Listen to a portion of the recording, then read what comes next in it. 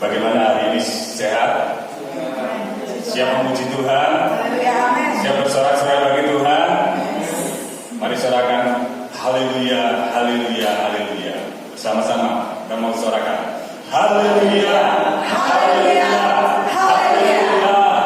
Ini kami Tuhan. Kami datang kepadamu pada pagi hari ini Tuhan. Kami siap Tuhan untuk memuji dan memuliakan Engkau Bapa. Dan setiap kami yang datang dengan berbagai, oh Tuhan Yesus, permasalahan dan beban berat dalam hidup kami Bapa. Kami percaya Tuhan, ketika kami pulang Tuhan, kami beroleh kelegaan Bapa. Terima kasih Tuhan, terima kasih. Kami siap menguruhkan Engkau pada pagi hari ini. Di dalam nama Tuhan kami Yesus Kristus. Haleluya. Mari bersorak-sorai bagi Tuhan. Saya dan kita kami berdiri.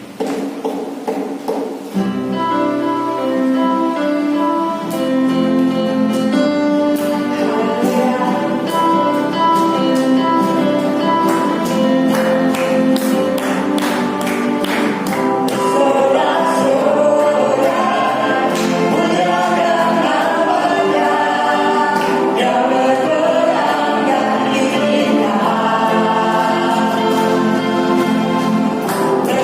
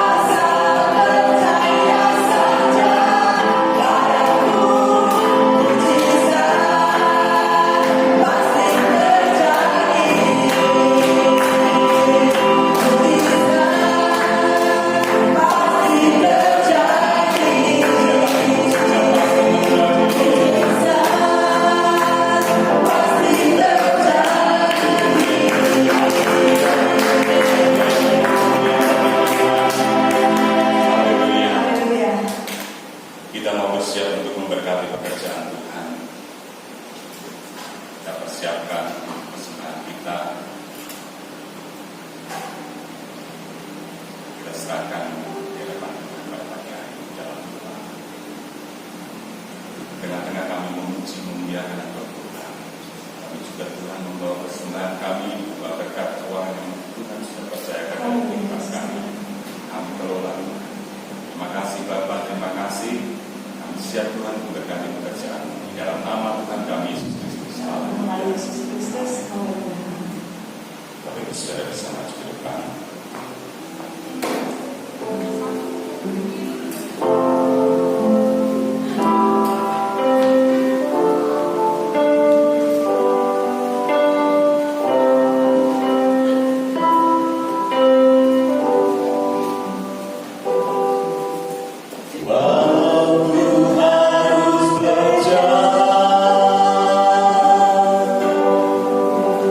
Dalam lembah kegelapan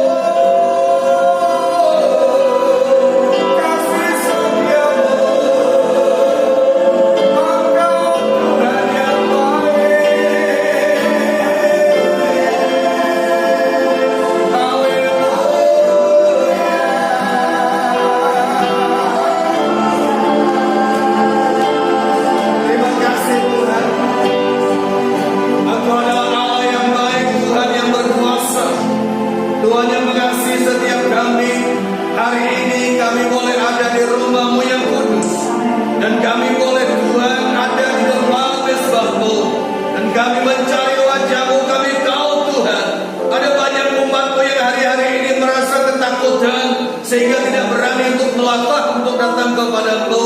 Tetapi hari ini Tuhan, umat-Mu yang datang adalah orang-orang yang menang, adalah orang-orang yang tahu, adalah orang-orang yang mengerti bahwa Engkau adalah Tuhan yang baik, Tuhan yang ada bersama-sama. Karena kami tahu Tuhan, perjalanan kami adalah perjalanan yang ada dalam perlindungan Tuhan, perjalanan yang ada dalam tangan Tuhan, dan Tuhan yang menopang kami. Engkau yang tolong kami sebentar mendengar firman-Mu, berbicara bagi kami, sampaikan isi hati-Mu, sampaikan perkataan-Mu. Yang sakit Tuhan jamah, yang lemah Tuhan kuatkan, yang tidak punya pengharapan Tuhan, Kau berikan pengharapan hari ini. Karena kami punya Yesus yang memberikan janji, dan janji itu Kau genapi Tuhan. Terima kasih Bapa. Di dalam nama Yesus kami berdoa dan kami bersyukur. Haleluya, haleluya. Amin, amin, amin. Puji Tuhan. Bapak Ibu semua pakai masker yang ada di duduk, jadi supaya kita ada dalam satu perlindungan. Kalau saya memang karena menyampaikan firman. Hari ini kita bersama-sama ada dalam perlindungan, ada dalam ibadah, dan kita dalam ibadah raya hari ini yang untuk yang kesekian kalinya. Kita percaya Tuhan selalu menyertai kita dan baik untuk kita. Kita akan bersama membuka firman Tuhan di dalam 2 Korintus pasal yang kedua, ayat yang ke-12 sampai dengan ayat yang ke-14. 2 Korintus pasal 2 ayat 12 sampai ayat yang ke-14. Tema hari ini adalah bagaimana kita jadi pemenang. Sebuah pertanyaan, bagaimana kita bisa jadi pemenang, atau bagaimana kita jadi pemenang. Ini sebuah hal yang sangat penting. Kenapa? Karena ini adalah hal yang banyak orang hari-hari ini mengalami. Yang tadi saya katakan ada dalam perjalanan. Ada lagu yang cukup lama, lagu ini tetapi memberkati banyak gereja Tuhan pada waktu itu, yaitu lagunya judulnya Kitalah Umat Pemenang. Kita umat pemenang. Itu sebuah lagu yang memberkati banyak orang. Kenapa? Karena selain pemenang, pemuji dan sebagainya. Kita akan baca di dalam 2 Korintus pasal 2 ayat yang ke-12 sampai ayat yang ke-14. Kita baca bersama-sama. 2, 3. Ketika aku tiba di Troas untuk memberitakan Injil Kristus, aku dapati bahwa Tuhan telah membuka jalan untuk perjalanan di sana. Tetapi hatiku tidak merasa tenang karena aku tidak menjumpai saudaraku Titus. Sebab itu aku minta diri dan berangkat ke Makedonia. Tetapi syukur bagi Allah yang dalam Kristus selalu membawa kami di jalan kemenangan dengan peterang yang menyebarkan keharuman pengenalan akan Dia di mana-mana. Puji Tuhan. Saudara, kita melihat di sini, kalau kita baca judul daripada ayat-ayat ini atau rekop kita baca, judulnya adalah Kecemasan dan Kelegaan Paulus, Rasul Paulus. Saudara, kalau kita baca di sini kecemasan Rasul Paulus, orang sekelas daripada Paulus atau sekelas daripada Rasul Paulus masih merasa cemas. Masih merasa yang namanya, kalau kita baca tadi, hatinya tidak tenang, cemas. Orang sekelas dia. Kenapa? Karena kalau kita melihat di sini dikatakan dalam ayat 13, hatiku tidak tenang. Sekelas Paulus, orang yang tadinya adalah orang yang dekat dengan Tuhan, tetapi dikatakan di sini ia cemas. Ada kecemasan di dalam diri dia. Ayat 13 mengatakan hatiku tidak tenang, hatiku tidak merasa ketenangan. Kenapa? Karena aku tidak menjumpai saudaraku Titus. Jadi kalau kita melihat di sini bahwa dalam hidup ini selalu ada masalah. Ya. Selama kita hidup, selama kita bernapas di bumi ini, tidak terlepas dari masalah. Ya, tetapi kita lihat bagaimana kita bisa keluar atau mengelola masalah itu menjadi kekuatan bagi kita. Karena kita nggak bisa keluar dari masalah. Kita lahir sampai kita meninggal nanti kita punya masalah, ya kan? Makanya kita mulai dengan tangisan. Kenapa? Karena memang perjalanan hidup ini penuh dengan air mata. Ya, pasti ada masalah. Nah, ayat yang ke-14 mengatakan, sekalipun Paulus katakan aku adalah orang yang memiliki kecemasan, cemas. Tapi ayat 14 mengatakan di sini, ayat yang ke-14, tetapi syukur bagi Allah yang dalam Kristus selalu membawa kami di jalan kemenangan. Dengan perantaraan kami, Ia menyebarkan keharuman pengenalan akan Dia di mana-mana. Nah, jadi yang keempat, kalau kita lihat di sini ayat 14 mengatakan, tetapi syukur kepada Allah dalam Kristus Yesus yang selalu membawa kami di jalan kemenangan. Jalan, garis bawahi, jalan kemenangan. Jadi Kristus adalah fokus kemenangan. Karena dikatakan di sini syukur bagi Allah di dalam Kristus Yesus. Kristus adalah fokus dari kemenangan kita. Kalau Kristus fokus kemenangan kita, selalu membawa kita kepada jalan kemenangan. Ya, selalu ada kata selalu membawa kita di jalan kemenangan. Tapi jadi masalah hari ini adalah kita berada di jalan yang mana? Kita ada di jalan kemenangan atau kita ada di jalan yang kalah? Tetapi kalau kita berada di jalan kemenangan, berarti kita fokus kepada Kristus. Ketika kita fokus kepada Kristus, kita akan selalu dibawa kepada jalan kemenangan. Kenapa? Karena kita fokus kepada Kristus. Ya, fokus kepada Kristus, kita dibawa kepada jalan kemenangan. Ayat yang ke-14 ini kita ditetapkan, saudara dan saya ditetapkan oleh Tuhan untuk selalu ada di jalan kemenangan. Jadi kita ini ditetapkan Tuhan untuk selalu ada di jalan kemenangan. Tuhan merindukan, Tuhan menginginkan kita ada di jalan kemenangan. Amin. Di jalan kemenangan, selalu di jalan kemenangan, karena Dia menentukan kita. Tetapi yang jadi persoalan di sini adalah posisi kita hari ini. Posisi saudara, posisi saya. Di mana posisi kita?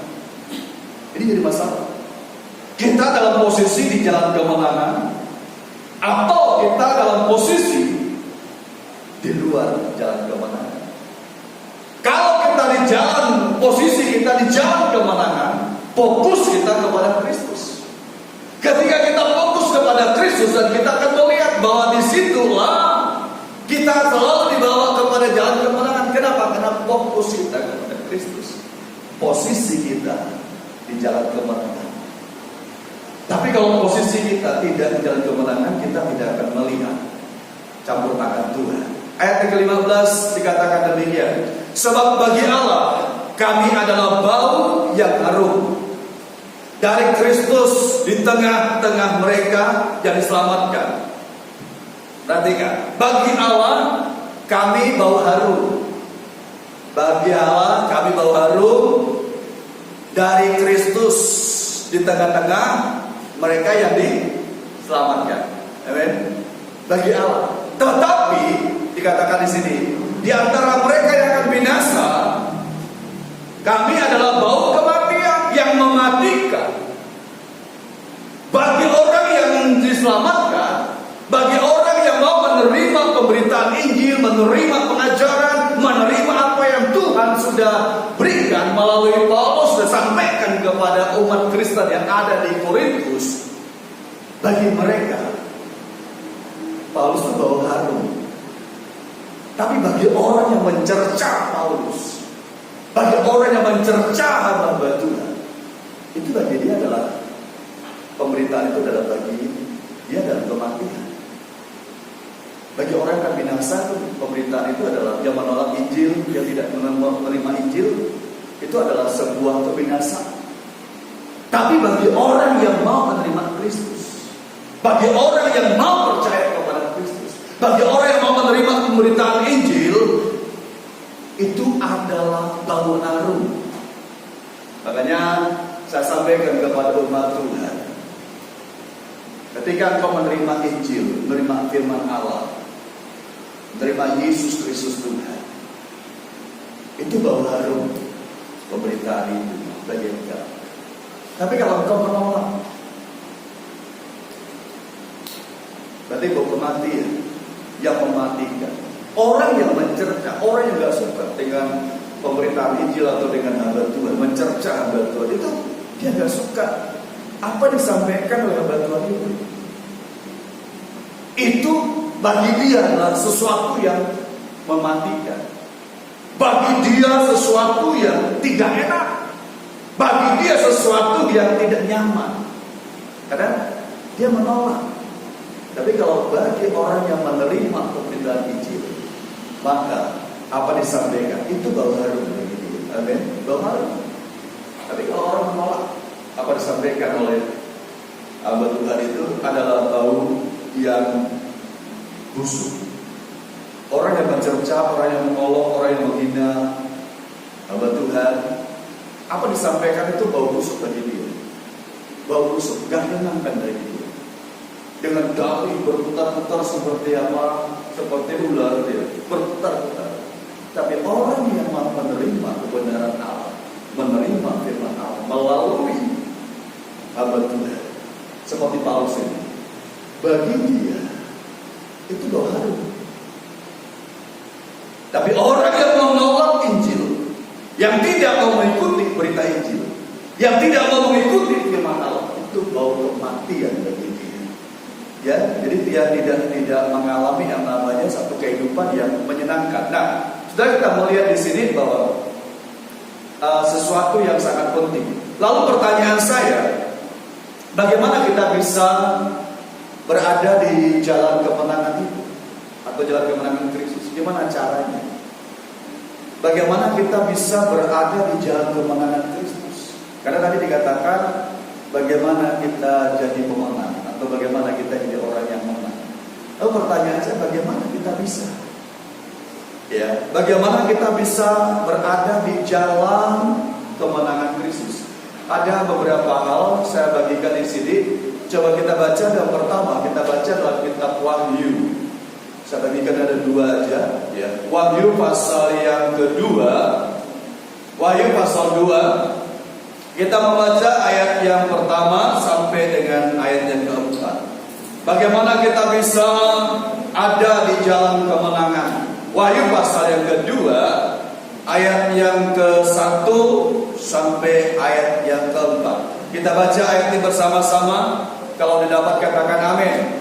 Yuk kita baca.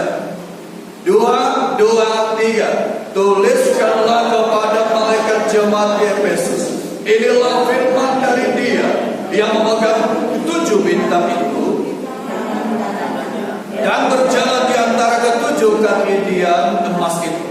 Aku tahu segala pekerjaan baik jerih payahmu.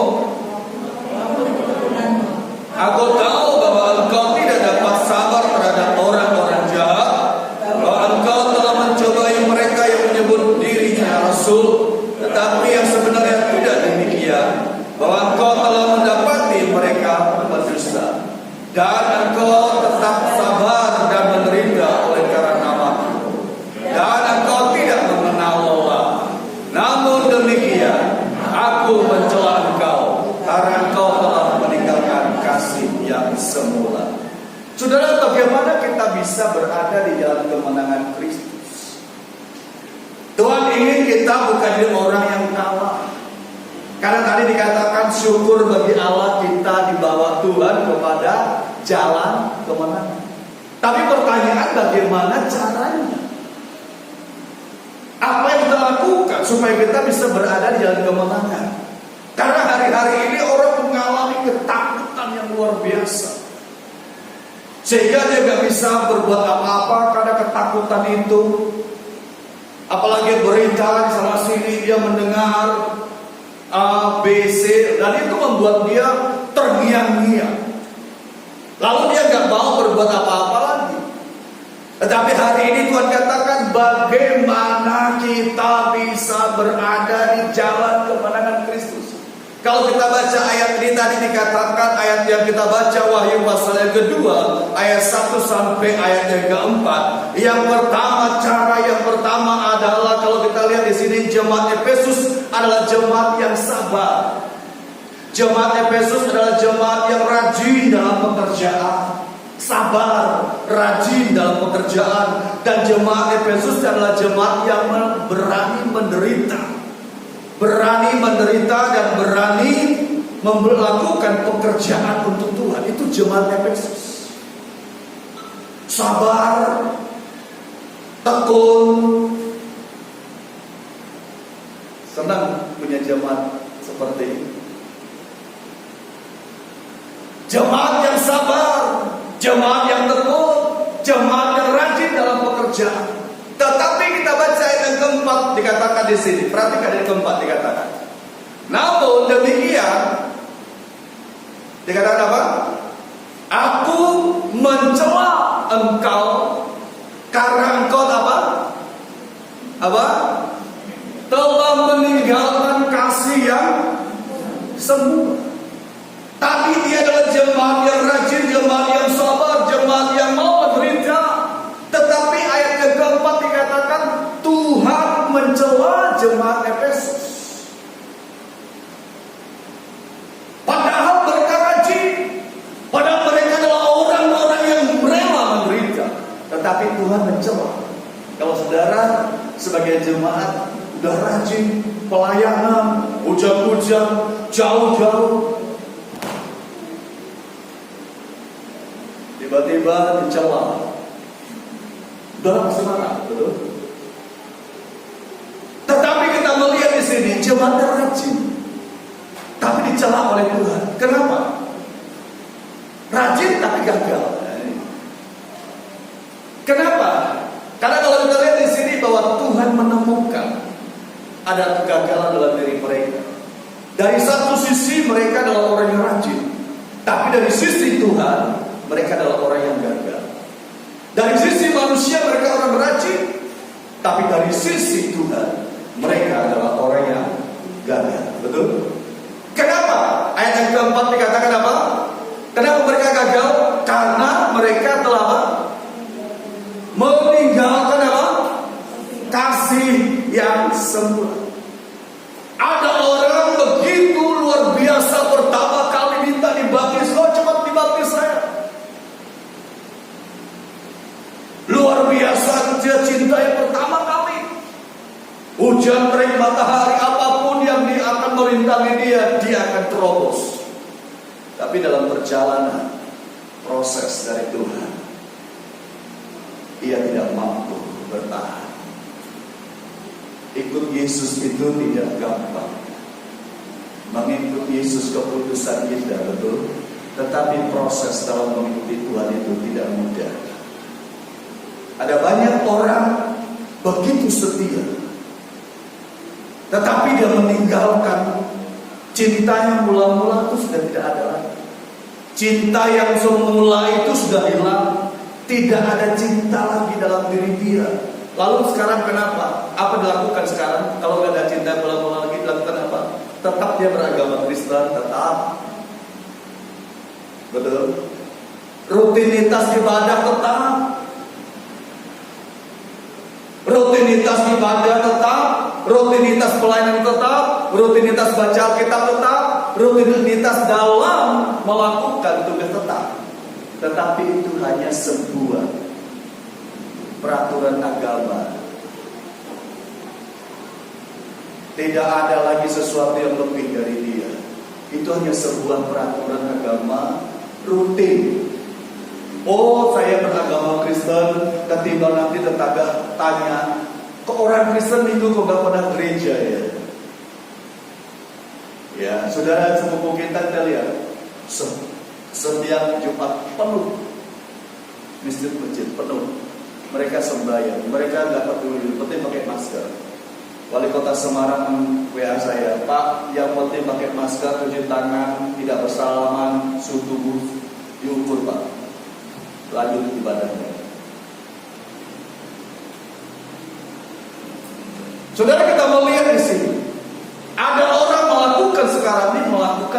sebuah rutin, hanya jadwal. Akibatnya apa? Nggak terasa apa-apa. Pelayanan nggak terasa apa. Hanya sebuah jadwal. Wah, kok lagi jadwalnya? Kok nggak yang lain ya? Kok aku lagi ya? Itu hanya sebuah rutinitas. Beda dengan orang yang melakukan dan dengan cinta. Betul? Kalau orang mengerjakannya dengan cinta yang mula-mula, dengan kasih yang mula-mula, maka tidak ada dalam diri dia kejenuhan, kebosanan, gak ada. Betul? Kita lihat seorang yang dalam jatuh cinta. Kalau dia gak datang, wah pasti akan berapi. Dia gak akan bosan, sekalipun jalan kaki panas-panas. Ya. Kenapa? Karena dia gak bosan. Tetapi orang yang tidak ada cinta yang mula-mula lagi, timbul kejenuhan, tidak ada gairah, timbul kebosanan. Karena itu kasih yang mula-mula kepada Tuhan itu jangan sampai hilang. Amin. Jangan sampai hilang. Kalau itu hilang, maka kita tidak akan mendapatkan hidup yang penuh kemenangan. Ayat yang ke-7 dikatakan dalam ayat ini. Siapa bertelinga yang mendengar apa dikatakan Roh kepada jemaat-jemaat. Barang siapa menang apa? Dia akan kuberikan apa? Makan dari pohon kehidupan yang ada di taman. Kalau menang, siapa yang menang akan diberkati. Siapa yang menang akan mendapatkan kehidupan, kata Tuhan. Tapi Tuhan gak akan memberikan kepada orang yang kalah. Posisi kita sekarang ada di mana? Jadi yang pertama di sini adalah bagaimana cara kita menang dalam Tuhan. Yang pertama adalah kita tetap pada kasih yang semula. Ini yang pertama, tetap pada kasih yang semula. Ya, baca Alkitab tetap harus. Ya, ada mesbah bagi kita sendiri. Berdoa tetap pada kasih yang semula. Jangan sampai bergeser karena persoalan. Jangan sampai bergeser karena virus yang kita dengar hari-hari ini. Belum kita merasa seperti ini. Sudah kita lihat tetap. Kalau kasih semula, kenapa kasih semula itu penting? Karena keintiman dengan Tuhan itu sangat penting, saudara. Kasih yang semula itu penting karena keintiman dengan Tuhan itu sangat penting. Penting sekali. Karena itu kita lihat perlu jaga. Perlu kita jaga kasih yang semula itu. Jangan sampai hilang. Keintiman dengan Tuhan itu perlu jaga. Roma 12 ayat 11 berkata demikian. Ya, biarlah rohmu menyala-nyala. Roma 12 ayat 11. Biarlah rohmu menyala-nyala. Biar, kata Tuhan. Kalau dalam ibadah roh kita menyala-nyala, kita tidak akan biasa ibadah.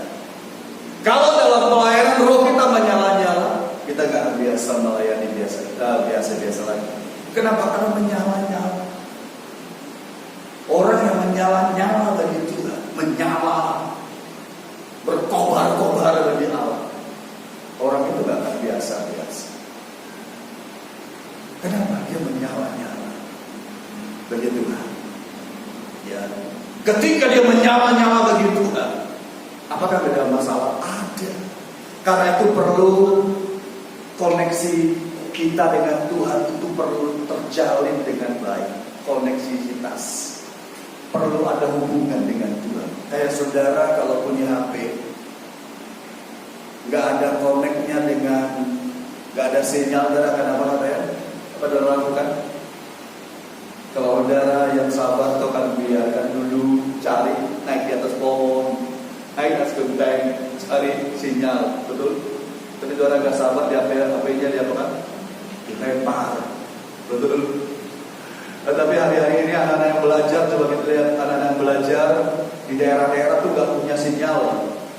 Kalimantan, di Papua, di daerah-daerah tuh sulit sinyalnya. Mereka lakukan apa? Kadang-kadang di atas pohon, di atas genteng. Di Pulau Jawa masih ada juga yang tidak ada sinyal.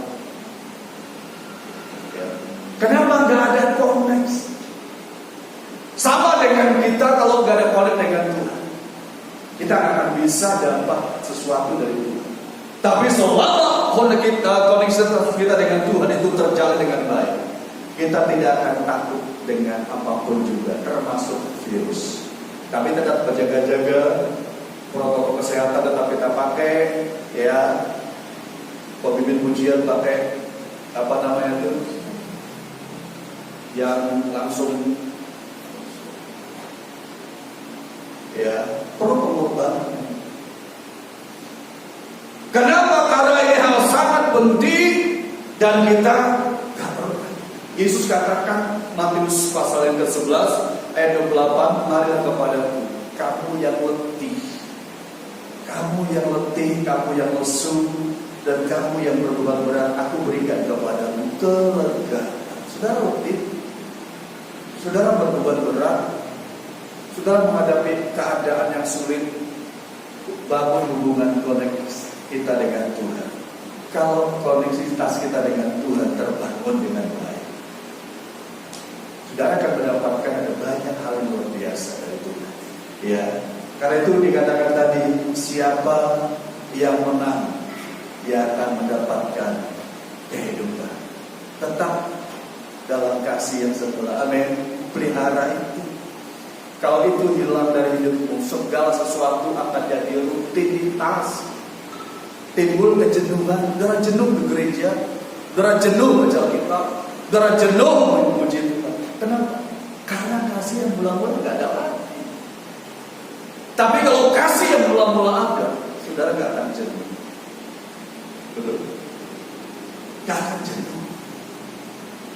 Saudara akan semangat. Tapi kalau nggak ada kasih yang mula-mula, jenuh. Seorang anak yang dibaptis sebenarnya, ketika dia dibaptis, cinta luar biasa. Tapi dalam perjalanan proses, dia timbul kejenuhan. Ya, karena itu pelihara kasih yang mula-mula. Jangan sampai itu hilang dalam hidupmu. Jangan sampai itu menjadi sesuatu yang tidak ada lagi. Jaga, pelihara. Ya, tetap pada kasih semula. Amin. Mau tetap pada kasih semula. Yang kedua, Wahyu pasal yang kedua masih kita melihat ayat yang ke-8 sampai dengan ayat yang ke-10. Wahyu 2 ayat 8 sampai 10. Hal yang kedua, bagaimana kita bisa berada di jalan kemenangan Kristus. Tadi yang pertama apa? Tetap pada kasih yang semula. Kalau itu hilang, segala sesuatu jadi rutinitas. Dari doa malas, baca kitab malas, semuanya jenuh. Pelayanan pun jadi pelayanan yang biasa kan? Bahkan ada hilang kasih belum. Nah, yang kedua, Wahyu pasal 2 ayat yang ke-8 sampai ayat yang ke-10. Kita baca sama-sama lagi. 2, 3. Dan tuliskanlah kepada malaikat jemaat di Smyrna, inilah firman dari Allah. Aku tahu kesusahanmu dan kemiskinanmu, namun engkau kaya dan piran. Tetapi yang sebenarnya tidak demikian. Sebaliknya mereka adalah jemaah iblis. Jangan takut terhadap apa yang harus engkau derita. Sesungguhnya iblis akan melemparkan beberapa orang dari antaramu ke dalam penjara, supaya kamu dicobai dan kamu akan beroleh kesusahan selama 10 hari. Hendaklah engkau setia sampai mati, dan aku akan mengaruniakan kepadamu apa? Mahkota kehidupan. Yang pertama tadi kita melihat bagaimana kita berada di jalan kemenangan Kristus. Kita tetap pada kasih yang semula. Kita akan menang. Yang kedua, kalau kita melihat di sini, jemaat Smyrna adalah jemaat yang dipuji Tuhan Yesus. Itu jemaat Smyrna. Tuhan memuji dia. Ayat ke-9 dikatakan, aku tahu kesusahanmu dan kemiskinanmu. Aku ngerti, kata Tuhan. Engkau yang susah, engkau miskin, baik jasmani, baik rohani, kata Tuhan. Aku tahu. Di tengah-tengah kesusahan, di tengah-tengah pengejek, di tengah-tengah ada orang yang tidak suka dengan mereka, atau disebut di sini adalah jemaah iblis. Tapi Tuhan katakan, ayat yang ke-10 dikatakan apa? Tuhan katakan ayat 10 dikatakan apa? Jangan takut terhadap apa yang kau derita. Tuhan. Aku ngerti persoalanmu. Aku tahu apa yang kau hadapi, kata Tuhan. Tuhan memuji jemaat Smyrna. Tuhan memuji apa yang mereka kerjakan. Dan ayat 10 Tuhan katakan, jangan takut terhadap apa yang engkau derita, terhadap apa yang engkau harus derita. Gak boleh takut. Kenapa? Karena di sini Tuhan memberikan sebuah jaminan yang luar biasa. Jemaat Smyrna adalah jemaat yang sungguh-sungguh bagi Tuhan. Jemaat Smyrna adalah jemaat yang rela dan mau menderita bagi Tuhan. Itu jemaat Smyrna. Kalau kita lihat di sini jemaat yang rela menderita. Karena itu Tuhan katakan jangan takut. Tuhan berkata demikian. Tuhan berikan jaminan. Tuhan berikan kekuatan kepada setiap jemaat yang mengalami ini. Ya, hari-hari ini banyak yang percaya Yesus. Dari kaum Kedar Debayon banyak yang percaya Yesus. Tapi bukan berarti mereka gampang melangkah begitu saja. Mereka harus mengalami yang namanya penderitaan. Baik itu datang dari masyarakat, dari keluarga dan sebagainya. Tetapi mereka tetap melangkah dan mereka tetap percaya bahwa Yesus Kristus itu adalah Tuhan. Itu mereka tetap percaya. Mereka tahu tidak ada yang lain. Mereka ngerti bahwa Yesus itu adalah Tuhan. Karena itu dikatakan, Yesus katakan di sini kepada jemaat Smyrna, jangan takut. Tuhan ada di tengah-tengah jemaat Smyrna. Amin. Dan Tuhan juga ada di tengah-tengah kita. Amin. Di tengah-tengah saudara yang hari-hari ini ada di rumah, ya, karena ketakutan, karena virus. Tapi Tuhan katakan jangan takut. Aku ada bersama dengan kamu, kata Tuhan. Tapi Tuhan juga memberikan kepada kita hikmat, ya. Hikmat dari Tuhan itu penting supaya kita bisa berjalan sesuai dengan apa yang Tuhan inginkan. Jangan takut, ya. Kenapa? Jangan takut terhadap apa yang menderita. Kenapa kalau takut? Karena kita mulia, kita perlu penderitaan itu. Kenapa kita perlu penderitaan? Kalau kita baca, coba kita baca 1 Petrus pasal 4. Kita dikatakan jangan takut terhadap penderitaan. Kita perlu penderitaan. Kenapa? 1 Petrus pasal yang ke-4. 1 Petrus pasal yang ke-4 ayat pertama. Kenapa kita perlu penderitaan? 1 Petrus 4 ayat pertama dikatakan demikian. Perhatikan.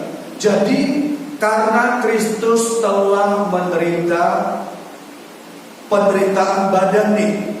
Perhatikan, Kristus telah menderita penderitaan badani. Kamu pun harus juga apa? Mempersenjatai dirimu dengan apa? Pikiran yang demikian. Karena barang siapa telah menderita penderitaan badani, ia telah berhenti berbuat dosa. Jadi kita lihat di sini bahwa penderitaan itu adalah senjata. Senjata, kalau kita lihat senjata yang harus kita miliki sebagai orang Kristen, penderita. Senjata yang harus kita miliki. Kenapa? Karena kalau kita mempersenjatai diri kita dengan rela, dengan penderitaan, berarti kita rela menerima penderitaan itu. Rela, semuanya terjadi karena ada Tuhan. Kita hidup di dunia ini, kita hidup memberi buah. Mati kita Paulus keuntungan, betul? Kita hidup beri buah, artinya kita bawa jiwa, ada buah kebaikan, ada buah kasih, ada buah roh, ada buah jiwa-jiwa kita bawa kepada Tuhan. Kita hidup di dunia ini.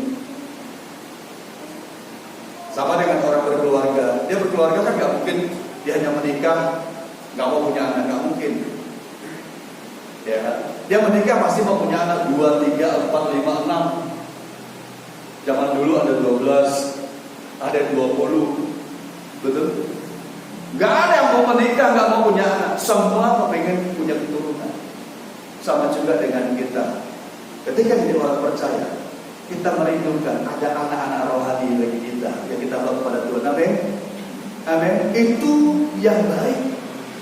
Paulus katakan dalam Filipi pasal yang ke-2, pasal 1 ke-21 sampai 22. Filipi pasal 1 ayat 21 sampai 22. Kalau aku hidup, kata Paulus, aku hidup bekerja memberi buah.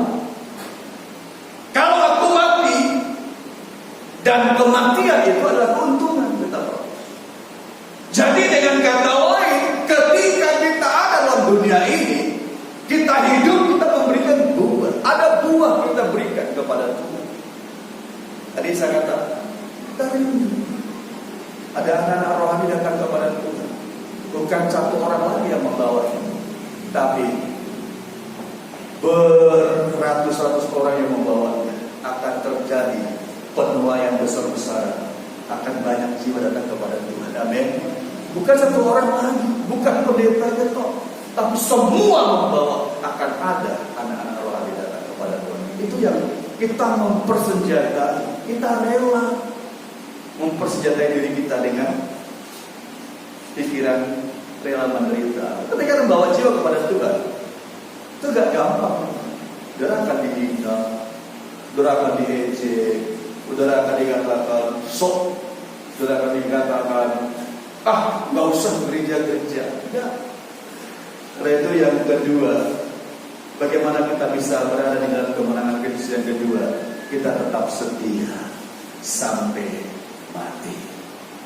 Itu yang kedua, tetap setia sampai mati, setia kepada Tuhan.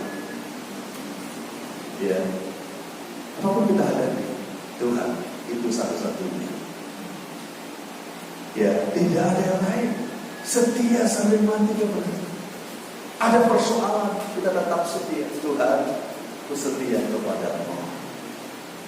Kalau kita setia sampai mati kepada Tuhan, itulah yang membuat kita bisa berkata, mempersenjatai diri kita dengan apa? Penderitaan. Itu yang menghindari kita berbuat dosa. Betul? Perlu kita mempersenjatai diri. Oh, saya ikut Tuhan itu gak gampang. Saya dihina, saya diancam, mau dibunuh. Bahkan saya dimasukin penjara karena ikut Yesus. Itu kita mempersenjatai diri kita dengan penderitaan itu. Kita rela. Dan tidak akan gampang lagi untuk tinggalkan Tuhan. Ya, gak gampang lagi untuk jauh dari Tuhan. Karena itu setia sampai mati. Ya, bukan dah mati baru setia. Tapi masih hidup. Ada orang dah mau mati dia setia.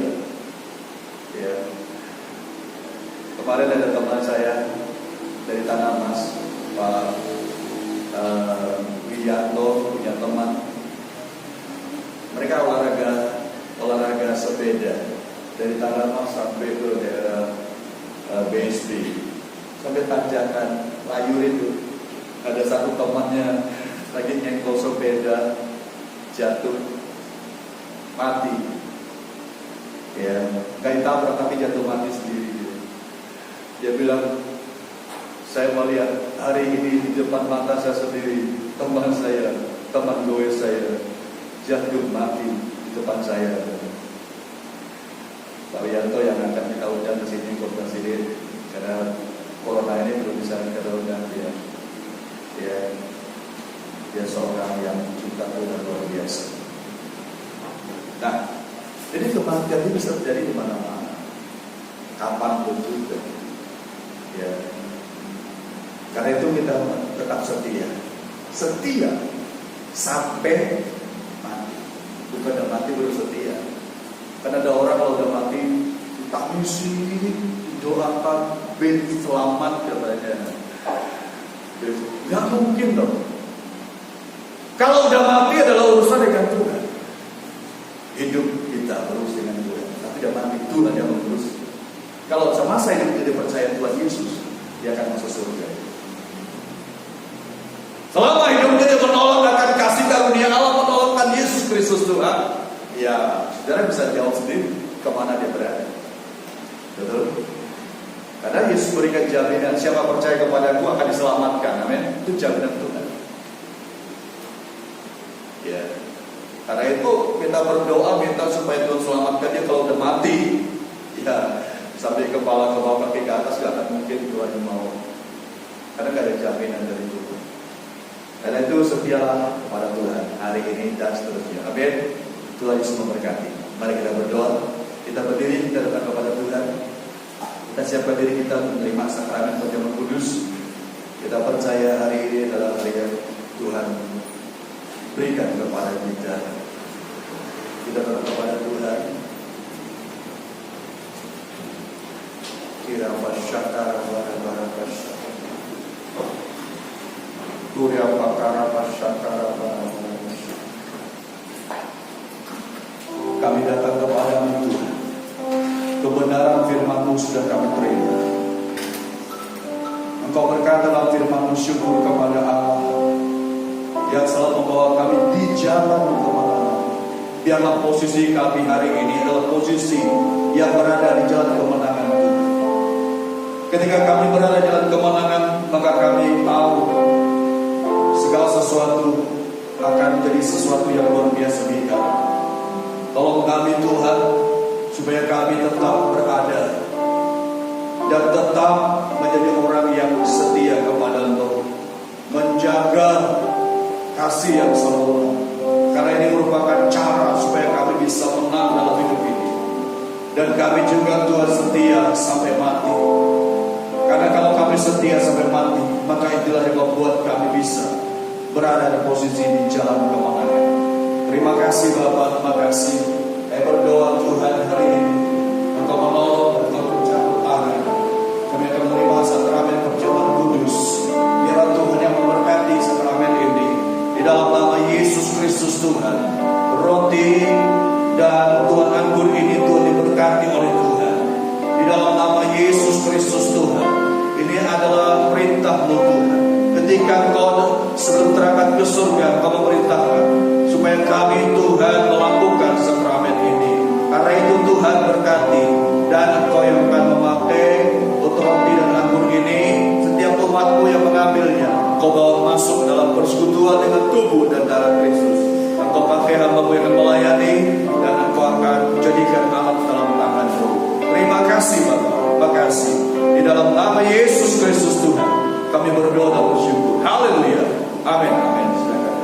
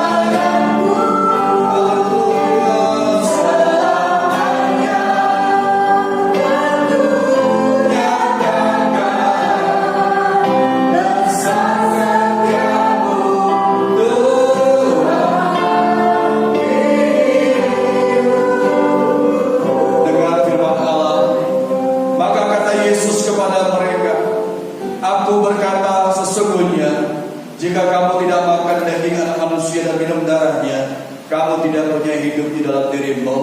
Barang siapa makan dagingku dan minum darahku, ia punya hidup yang kekal, dan aku akan membangkitkan dia pada akhir zaman. Sebab dagingku adalah benar-benar makanan, dan darahku adalah benar-benar minuman. Barang siapa makan dagingku dan minum darahku, ia tinggal dalam aku dan aku di dalam dia. Yesus mengambil roti, mengucap berkat, memecah-mecahkannya, lalu memberikan kepada murid-muridnya. Dan Yesus berkata, ambillah, makanlah, inilah tubuhku. Jemaat Tuhan, bukankah roti kita pecah-pecahkan dalam persekutuan dengan tubuh Kristus? Dengan iman kita makan dalam nama Yesus.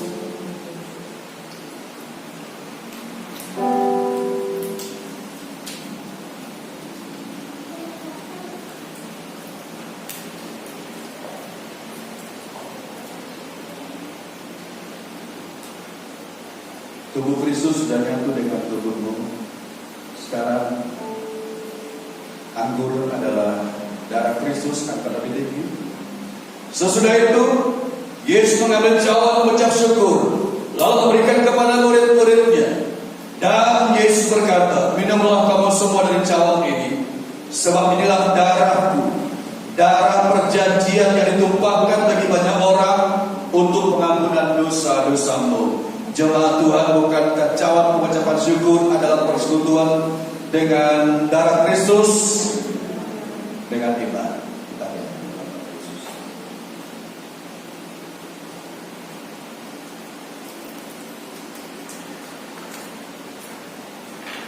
segala pujian, segala hormat dan kemuliaan hanya bagi-Mu Tuhan. Sebuah sakramen yang hari ini kami sudah laksanakan. Biarlah tubuh dan darah Kristus menyatu dengan tubuh dan darah dengan tubuh kami. Berkati umat-Mu yang sakit Engkau dah sembuhkan, yang lemah Engkau dah kuat, yang hari ini kasih dan cinta yang mula-mula biasa dan sudah mungkin dah lumpuh, tetapi hari ini melalui sakramen ini Tuhan, Engkau pulihkan kembali. Sehingga segala sesuatu kami kerjakan bagi Tuhan bukan rutinitas lagi, tetapi kami kerjakan karena kami mengasihi Engkau, karena cinta kami kepadamu semakin bertumbuh, bertambah, dan semakin dalam. Terima kasih Bapa, kami bersyukur Tuhan. Di dalam nama Yesus kami berdoa. Haleluya. Amin, amin, amin. Silakan duduk.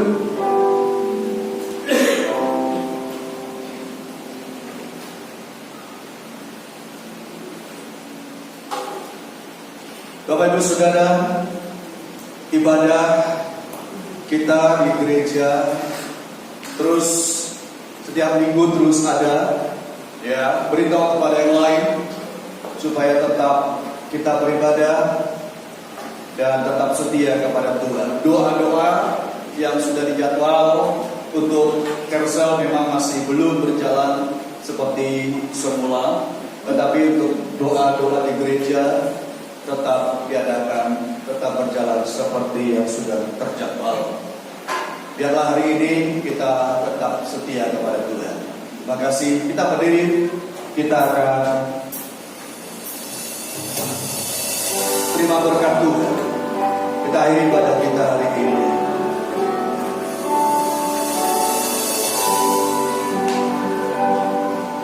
Engkau memberkati aku berlimpah-limpah, terima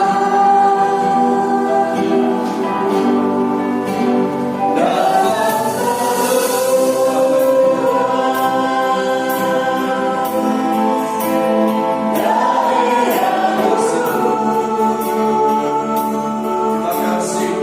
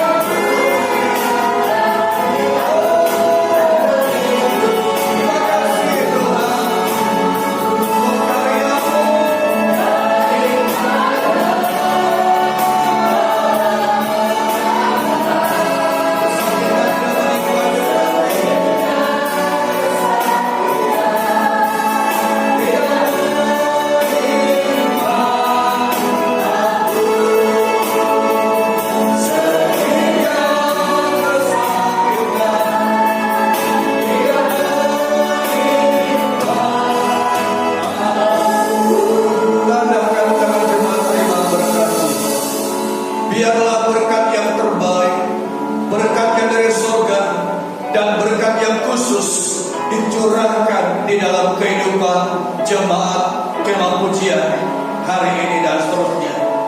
Tuhan akan mencurahkan apa yang terbaik, yang indah daripada Tuhan. Terimalah, bukalah hatimu, diberkatilah kesehatanmu, diberkatilah rumah tanggamu, diberkatilah pekerjaanmu, diberkatilah masa depanmu, diberkatilah pelayananmu, diberkatilah lengkungan pendidikanmu, dan diberkatilah cita-citamu. Segala yang terbaik dicurahkan Tuhan dalam hidupmu. Dan sekarang pulanglah, terimalah berkat daripada Tuhan Yesus.